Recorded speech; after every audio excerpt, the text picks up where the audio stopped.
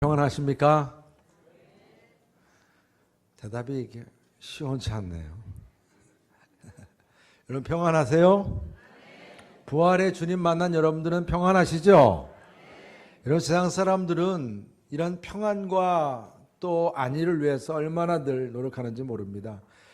지금 선거철이라 또 선거 후보자 되시는 분들은 나를 지지하고 나를 뽑아야 우리나라가 평화로워지고 안전해집니다 라고 이렇게 얘기를 하면서 후보들끼리는 참 평하지 못해요. 보면 여러분들 우리가 또 TV를 틀 때마다 얘기치 못한 사건 사고 이야기가 뻥뻥 터지면 뉴스 헤드라인을 볼 때마다 이거 오늘 또 무슨 일이 있지 않은가 걱정할 때가 있습니다.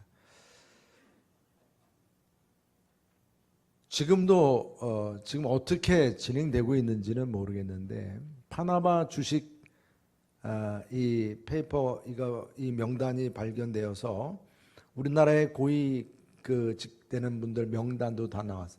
해외로 돈을 투자하고 숨기고 하는 이런 모든 것들이 지금 외국에서도 지금 어떤 총리는 지금 사표를 내고 어떤 사람은 지금 막 그것 때문에 실갱을 벌이고 그런 가운데 있는 것 같아요. 아마 노년에 좀 평안하게 살려고 했다가 그냥 지금 가장 불안한 지경으로 빠져 들어간 것 같아요. 여러분 지금 우리나라 역시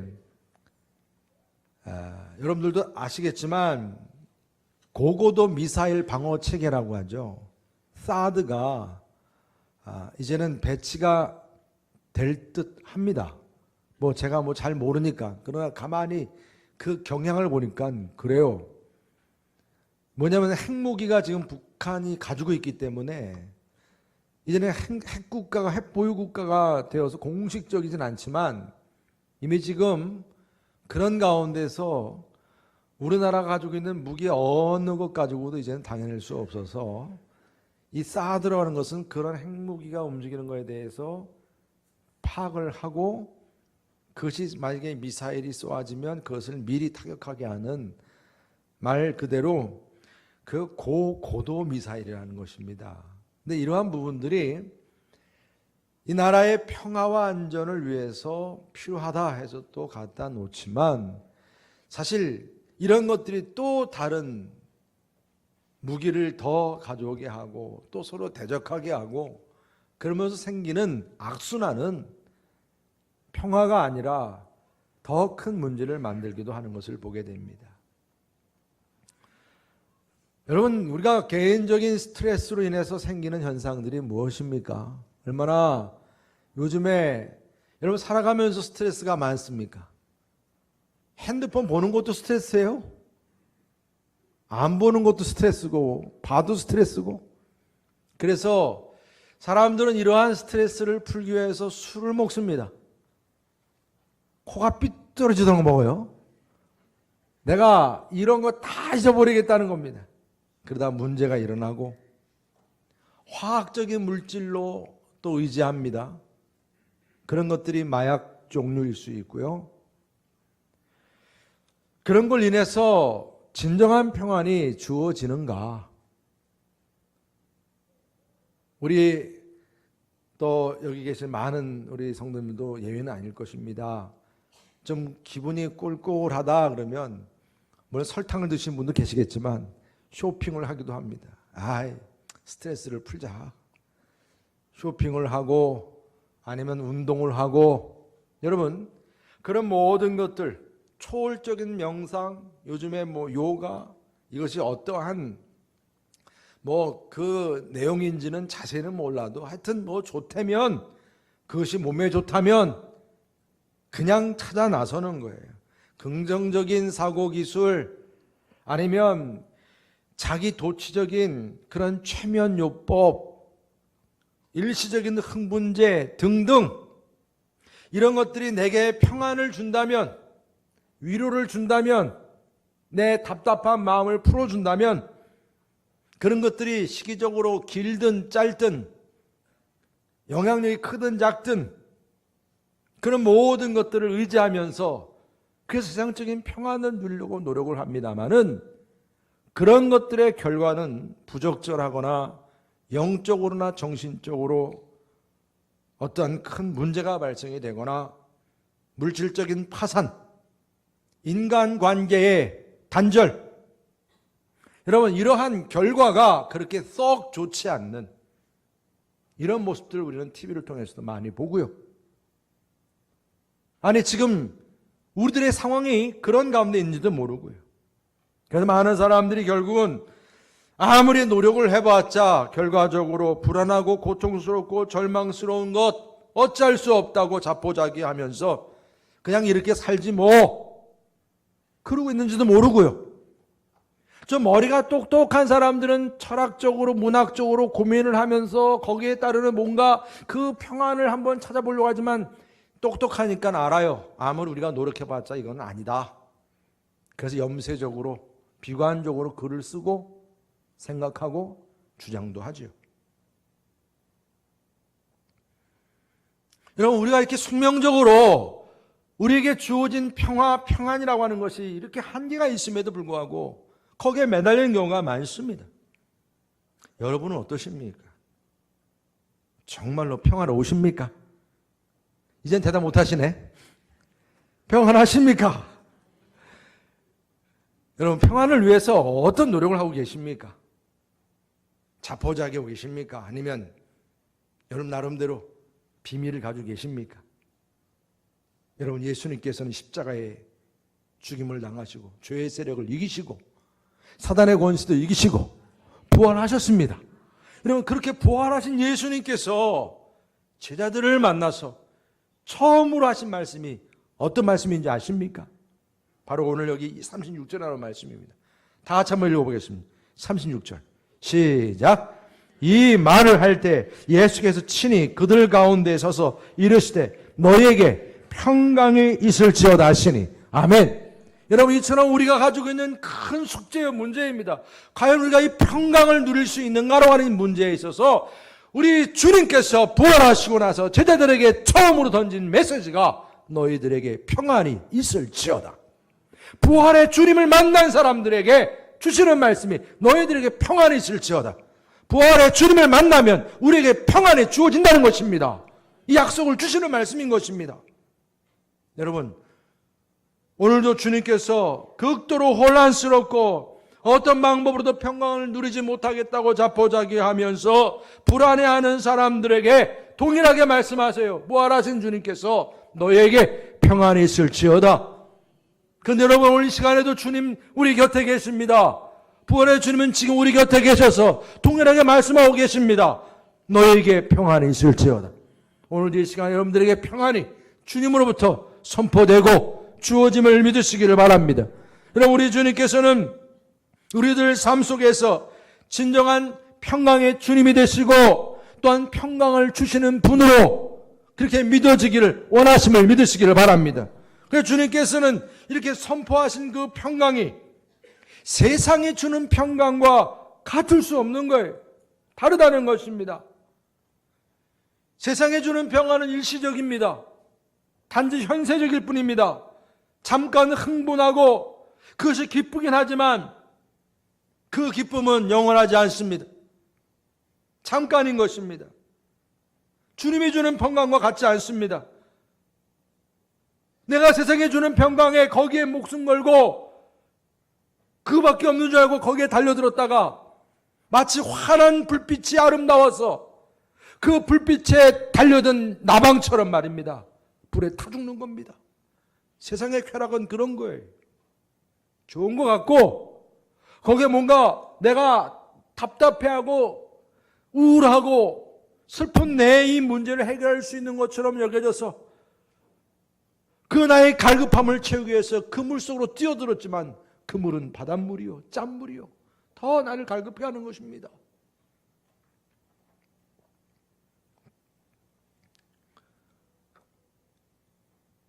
여러분 지금 우리는 언젠가는 이렇게 파멸로 이끌 수밖에 없는 평강 이 부분에 대해서 분명히 분별할 줄 알아야 되는 거예요. 하늘이 주는 평안과 이 세상에 주는 평안은 같을 수가 없는 것입니다.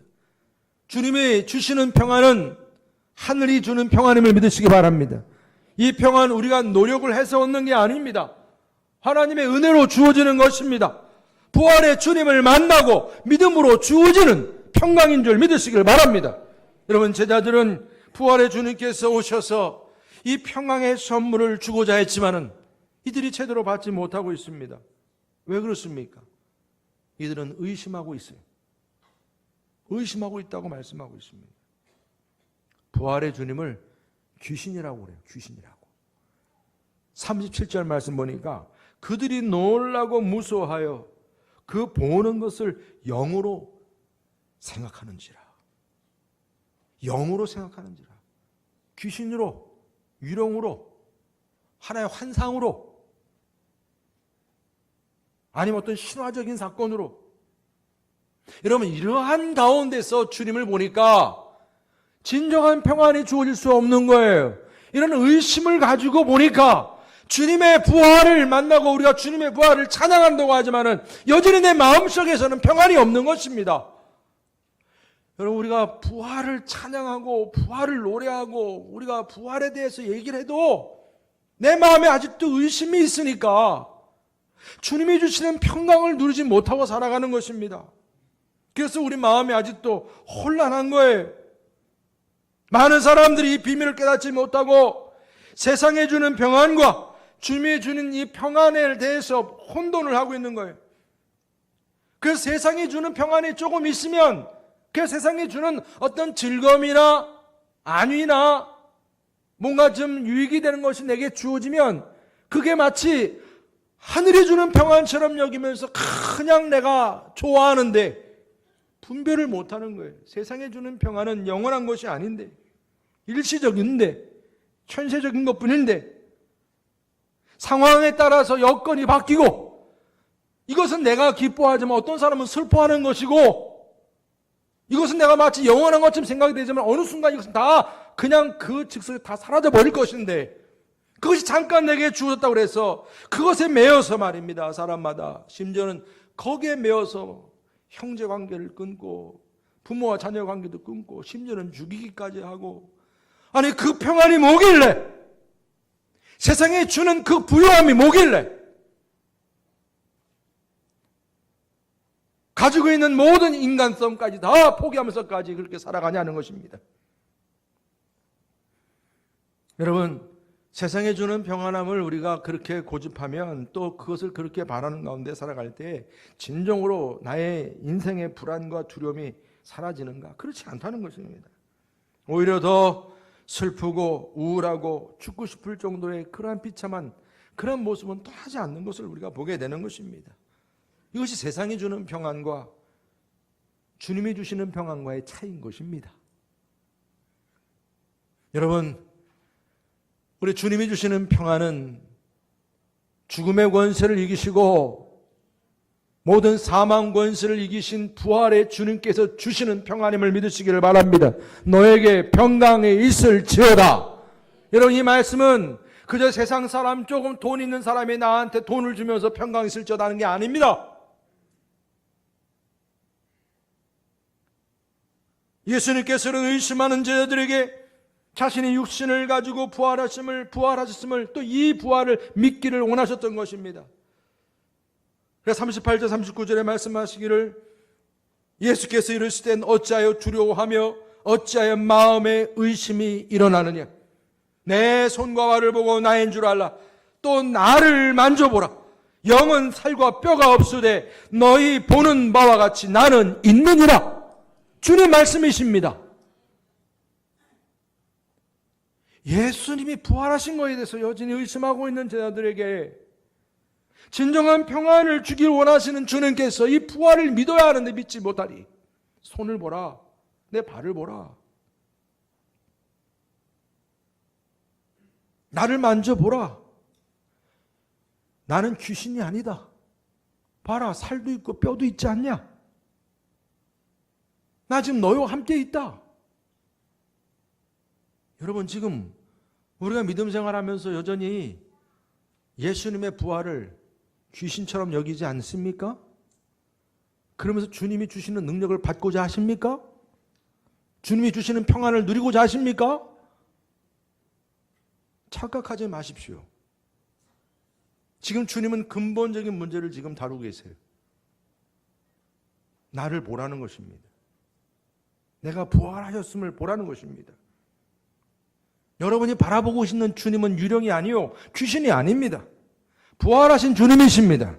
그분은 내 마음의 왕좌에 앉아 계신 주님이십니다.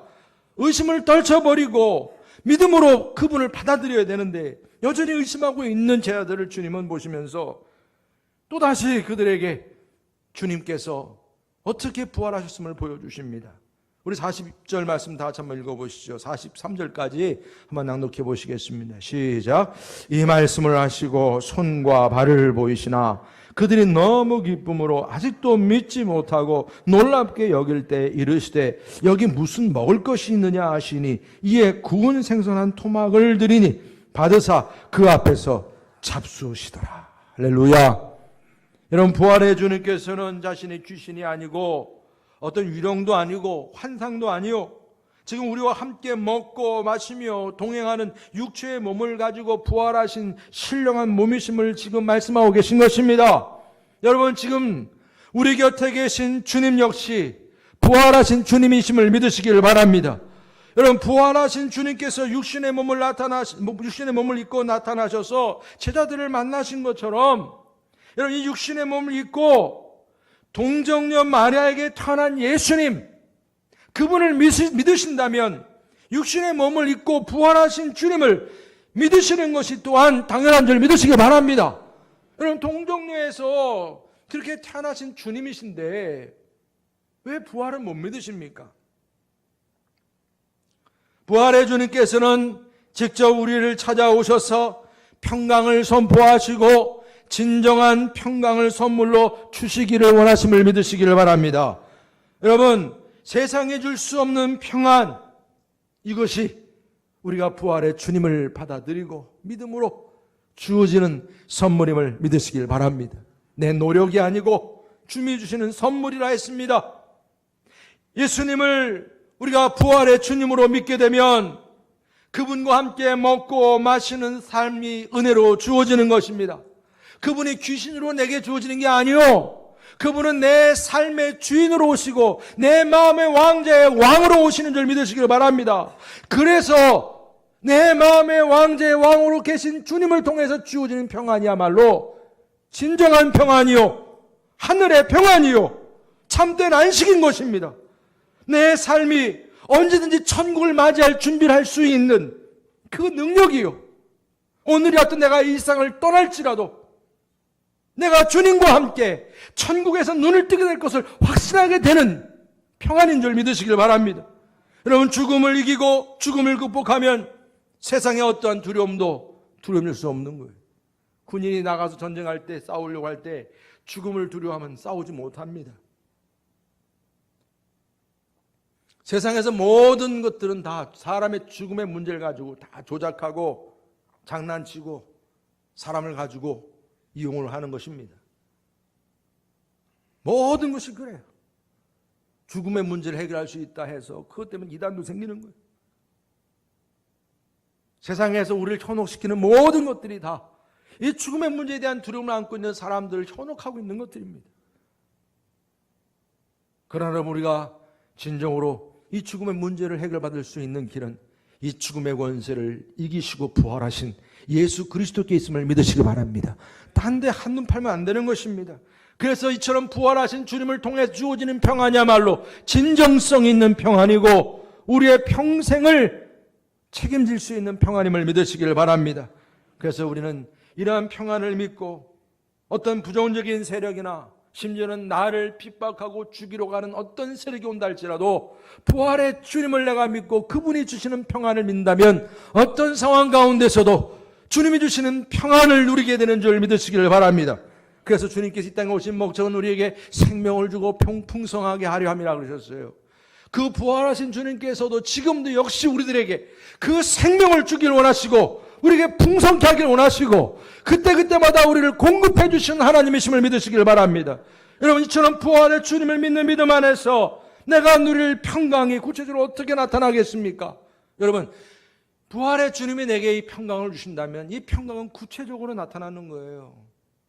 어떻게 나타나겠습니까? 죽음을 이기시고 죄의 권세도 이기시고 사단의 권세도 이기신 주님께서 내 마음의 주인이 되신다면, 그분이 내 안에 계시다면 그분이 주시는 평안이 나의 평안임을 믿으시기를 바랍니다. 죄 사함을 위해서 십자가에서 죽으시고 죄의 권세를 이기셨다면 우리는 그분을 통해서 역시 우리 안에 모든 죄의 권세를 이겨내는 줄 믿으시기를 바랍니다. 여러분, 우리는 끊임없이 죄의 갈림길에서 방황합니다. 누군가 나에게 어떤 죄의 그 유혹을 하게 되면 아담과 하와가 그 사과 하나 때문에 유혹에 빠져가지고 넘어진 것처럼 말입니다. 끊임없이 갈등하게 하는 거예요. 따먹어? 따먹지 말어. 할까? 하지 말까? 그 죄의 길과 의의 길의 갈림길에서 끊임없이 갈등하고 있는 이 심령이 얼마나 힘듭니까, 여러분? 자유하지 못한 거예요. 그러나 부활의 주님 만나면 이런 죄의 능력에서 자유케 되는 거예요. 죄를 이겨낼 수 있게 되는 것입니다. 죽음의 권세도 이겨낼 수 있는 것입니다. 사단의 권세를 두려워하지 않게 되는 것입니다. 어떠한 연약함이 나의 마음속에서 나를 약하게 한다 할지라도 부활의 주님을 믿으면 약함이 강함으로 되는 주님을 만나는 것이기에 내 삶 속에서 항상 강하고 담대할 수 있는 것입니다. 강하고 담대하라. 좌르나 우르나 치우치지 마라. 하나님 말씀대로 지켜 행하라. 그 말씀이 내게 능력으로 오는 것입니다. 그 말씀대로 살고자 하는 순종하는 삶이 나의 삶의 진정성이고 평강으로 와 닿게 되는 줄 믿으시기를 바랍니다. 여러분, 연약한 내 마음속에서 우리가 약하면 끊임없이 세상이 흔들 때마다 나도 같이 흔들려요. 땅이 흔들려 내가 흔들리는 것처럼 말입니다. 세상은 그렇게 녹록지 않고 편안치 않아요. 여러분, 자녀를 키우시는 분들은 이 자녀들이 앞으로 어떻게 살아갈지, 내가 고생한 것 똑같이 따라오길 원치는 않을 테고 잘 되길 바라는데 세상은 그렇게 편치가 않아요. 경쟁 사회 속에서 자기 자랑하는 시대, 자기 피할 시대에서 자랑할 것 없는 사람들이 기죽어 살아야 될 수밖에 없는 세상, 갑질이 판치는 세상 속에서 어떻게 내가 이 세상에 살아가야 할지, 여러분, 금수저, 음수저를 얘기하고 있는 시대, 뭐 옛날 제가 어릴 때 이런 거 못 들어봤는데 요즘은 그런 게 있어요. 금수저, 은수, 아니 뭐 난 처음에 그 얘기 들었을 때 당연히 수저가 있는 건데 그게 무슨 말이야? 그게 다 나름대로 지금 살아가는데 보면 그게 다 있다는 거예요. 그렇게 흙수저. 아니 그럼 이런 비교 속에서 내가 그럼 뭐야? 나는 흙이네? 거기에 따르는 자괴감과 그 아픔이 이루 말할 수 없는데 그것이 우리의 마음을 슬프게 하는 거예요. 아프게 하는 것이지만 여러분, 부활의 주님 만나면 우리 안에서는 아무리 그런 시대 속에서도 우리는 평안을 누릴 수 있는 것입니다. 여러분, 세상은 서로 밀치고 때리고 끌어내립니다. 제거시켜야, 누군가를 제거시켜야 내가 이기는 거예요. 누군가를 내가 짓밟아야 내가 이기는 거예요. 여러분, 세상에서 내가 성공하면 성공만 가지고 확 자랑하면 안 돼요. 왜? 내가 이렇게 성공하기 위해서 누군가가 밀려났기 때문에. 그런 역학관계도 좀 알아야 돼요. 이 사회 구조 속에서는. 반에서 1등 했으면 꼴등의 심정도 헤아릴 줄 알아야 돼요. 꼴등이 있으니까 1등이 있는 거지. 그럼 꼴등한테 감사할 줄 알아야 되는데 그냥 자기가 다 1등에 잘난 줄 알아요. 그러니까 여러분 생각해 보세요. 가만히 보면 그렇지 않습니까? 여러분, 세상이 너무나 서로가 이렇게 끌어내리려고 하는 세상 속에서 그럼에도 불구하고 서로 격려하고 사랑하고 서로 세우고자 하는 이 평안이 부활의 주님 만난 평안임을 믿습니다. 예수님께서 우리의 죄를 사하시고 십자가의 죽음을 자청하셨습니다. 누구도 원치 않는 십자가의 죽음을 자원하셨습니다. 이 책임을 내가 감당해야 수많은 사람들의 죄를 내가 대신 짊어져야 하겠기에, 누군가가 이 책임을 져야 하겠기에 아담과 하와도 자기는 죄 없다고 핑계를 댔어요. 사람의 본질이 그래요. 자기가 책임 안 지려고 그럽니다. 손해보지 않으려고 합니다. 세상은 다 그래요. 상식입니다. 손해 안 보려고 그래요. 누군가에게 책임을 잘 떠넘겨야 그게 똑똑한 사람이라고 생각하는 것이 세상이에요. 누군가에게 책임을 넘기지 못하고 자기가 뒤집었으면 바보라고 그래요. 근데 우리 주님은 자청하셨어요. 십자가의 죽으심을 자청하셨습니다. 여러분, 우리가 주님 안에서 부활의 주님을 만난 증거가 무엇이겠습니까? 이렇게 서로가 책임 회피하고 내가 봉사 안 해도 누가 다 하겠지 생각하고 어떤 상황 가운데에서 손해보지 않으려고 그러고 조금만 손해보면 그냥 입에 거품을 물고 그냥 손해났다고 막 떠들고. 여러분, 그런 게 아니겠어요? 우리들 상식이잖아요. 어떤 희생도 감당하지 않으려고 합니다. 이것이 부활의 주님 만난 평안입니까? 그렇지 않아요. 여러분, 부활의 주님께서는 오히려 죽음을 자청하시고 오히려 죽음을 이기는 승리를 이루신 줄 믿으시기 바랍니다. 그분이 낮아짐으로 인해서 오히려 모든 만물이 그 발 앞에 무릎 꿇게 하셨습니다. 죽음의 위협과 위기 가운데서도 의연해지고 많은 대제사장들이나 빌라도나 많은 재판장들이 그렇게 핍박을 하고 그럴지라도 진리를 선포하시고 하늘의 평안을 누리셨습니다. 이것이 부활의 주님을 만난 그런 증거인 것입니다. 여러분, 세상의 평안을 주님의 평안으로 착각할 때 진정한 능력이 주어지는 게 아니에요. 세상의 능력은, 세상의 평안은 그저 세상의 평안일 뿐입니다. 있다가 없어지는 거예요. 내가 이상 떠나면 다 놓고 갈 것들이고 기뻐해봤자 거기서 거긴 것이고 이거 깨닫기가 참 시간이 걸리죠. 나중에 다 이제 손을 놓을 때쯤 되면 아유, 내가 그럴걸. 진작에 그러지. 내가 좀 나눌걸. 그렇게 왜 쥐고 살았나. 결국 이게 놓고 갈걸.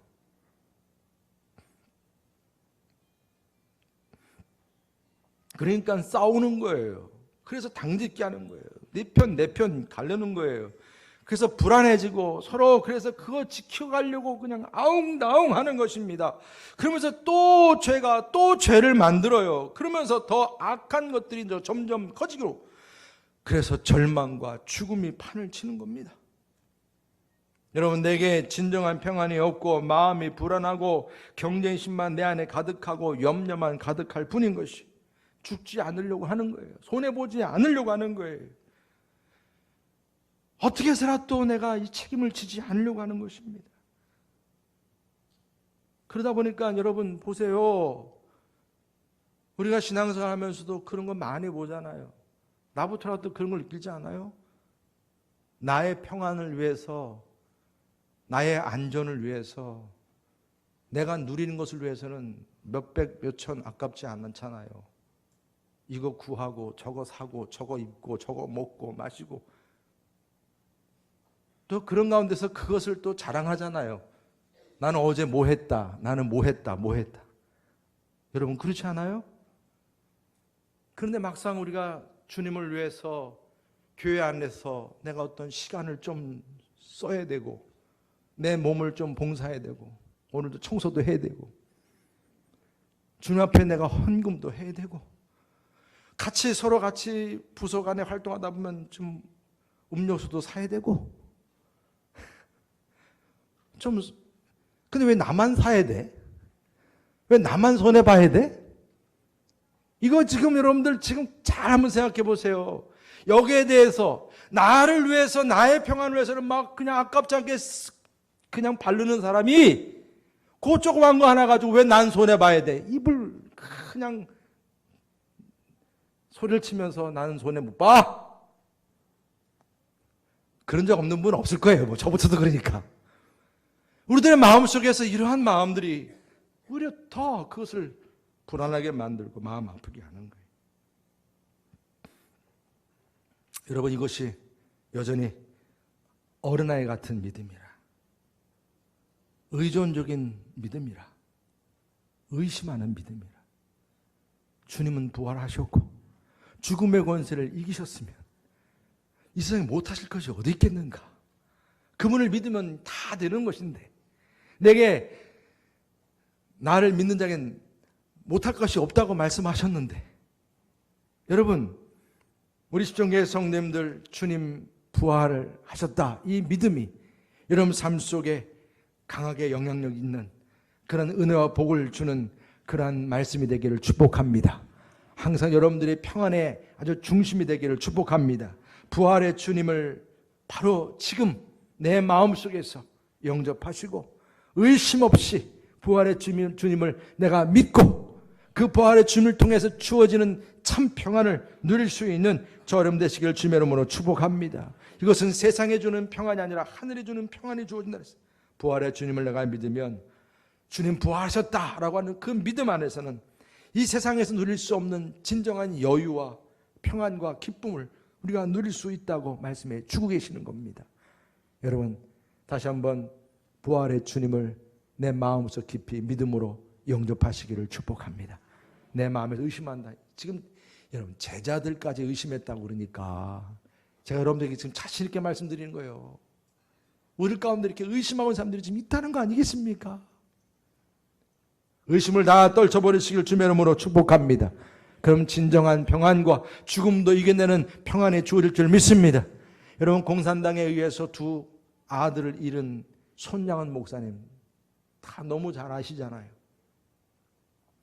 그 문둥이들을 위해서 나병 환자들을 위해서 그렇게 헌신하셨던 목사님, 그분이 그 두 아들을 잃어버렸지만 그가 부활의 주님을 만난 사람답게 그 두 아들의 장례식장에서 오히려 참 믿음의 감사의 고백을 하지 않았습니까? 어떤 이 장례사를 얘기했습니까?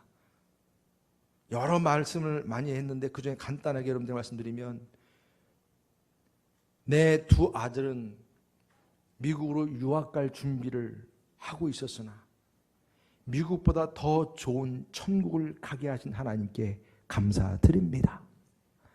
크리스천으로 살다가 평범하게 죽는 것도 감사한데 복음을 전하다가 두 아들이 순교하게 된 것도 감사드립니다. 내 이 두 아들을 죽인 사람을 양자로 삼을 수 있는 사랑과 용서의 능력을 주신 하나님께 감사드립니다. 여러분 손양호 목사님께서 보이신 이 넉넉함은요 바로 부활의 주님을 만난 증거입니다. 그래서 우리 목사님은 감옥에 본인도 갇혀서 그 독립을 앞두고 감옥에 갇혀서 여러분 이 손양호 목사님이 결국은 감옥에서 죽게 됐지 않습니까?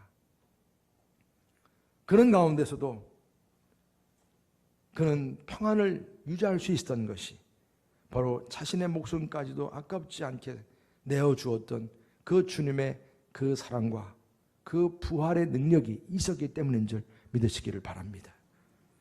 여러분이 알만한 또 한 목사님의 이야기예요. 그는 이 부활의 주를 만난 내적인 평강을 너무나 잘 보여주신 것입니다. 목사님은 어머니와 그 세 형님들이 차례로 급사하는 것을 보았어요. 그리고 또한 6.25 때 아버지와 가족들이 공산당에게 학살당하는 것을 보았어요. 8.15와 6.25를 거치면서 정말 자기가 살아는 것만 해도 드라마적인 거예요. 그런 가운데서 이제 동생들과 살아가는 가운데서 어렸을 때에 그 잘생긴 동생 한 명이 불장난하다가 불에 타 죽는 것을 봤어요.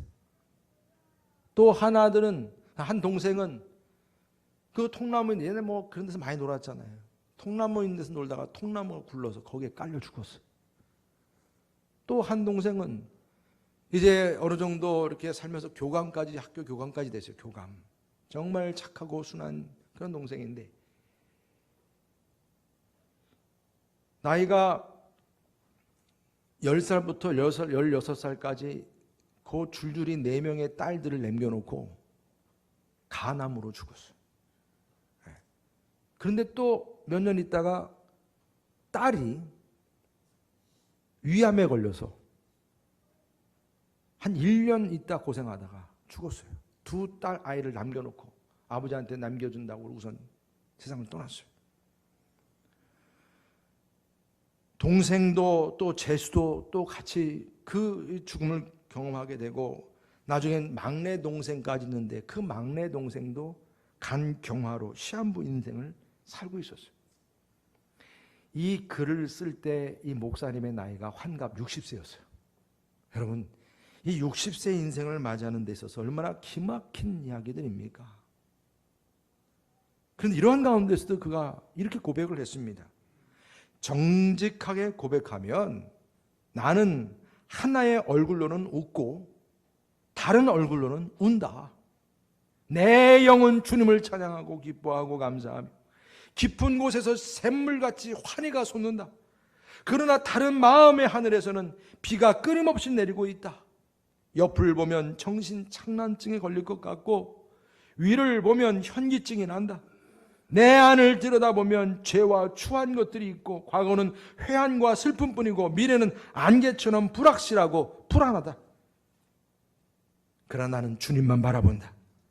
과거는 아무리 더럽고 아프고 서러워도 내일과 새해와 미래는 때묻지 않은 순수한 페이지요, 무한한 잠재적 가능성이요, 공주 같은 처녀성이 백지같이 열려있다. 시집가는 처녀처럼 새날을 맞이하여 새 집에서 새 살림을 꾸려 새 사랑을 살자. 한 해 한 해 사는 것이 아니다. 하루하루를 사는 것도 아니다. 한 발짝 한 호흡 주님을 사랑하며 창세기 첫날처럼 날마다 영원한 첫사랑으로 살자. 주님을 호흡하며 살자.